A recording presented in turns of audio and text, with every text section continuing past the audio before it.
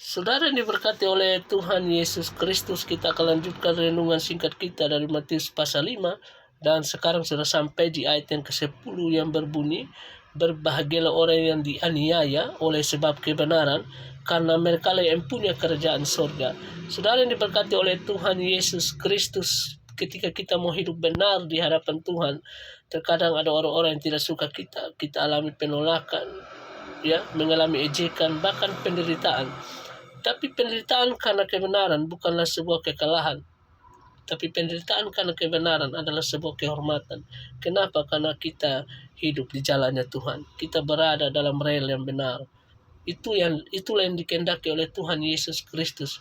Ketika kita mau taat Dia, mau hidup dalam kebenarannya, konsekuensi kita alami adalah penderitaan, tapi penderitaan seperti itu adalah penderitaan yang dikehendaki oleh Tuhan Yesus Kristus, ya.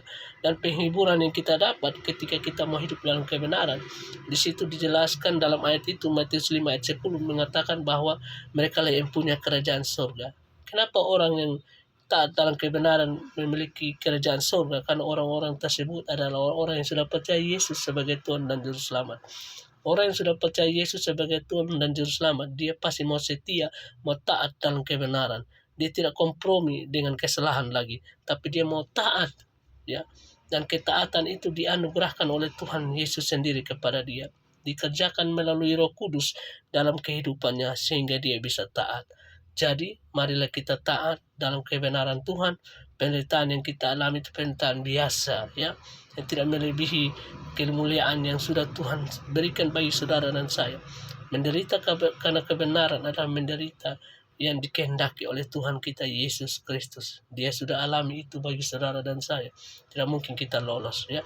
Kita orang percaya yang mengaku Dia sebagai Tuhan dan Juru Selamat. Apa yang Yesus alami pasti kita alami. Tapi berita baiknya bagi saudara dan saya, menderita yang kita alami itu hanya sesaat, tetapi kemuliaan, kebahagiaan yang kita dapat nanti itu kekal selama-lamanya. Jadi, marilah kita hidup dalam kebenaran Tuhan, menderita tidak mengapa, tapi kemuliaan yang Tuhan janjikan bagi saudara dan saya melebihi penderitaan kita. Shalom, Tuhan Yesus memberkati.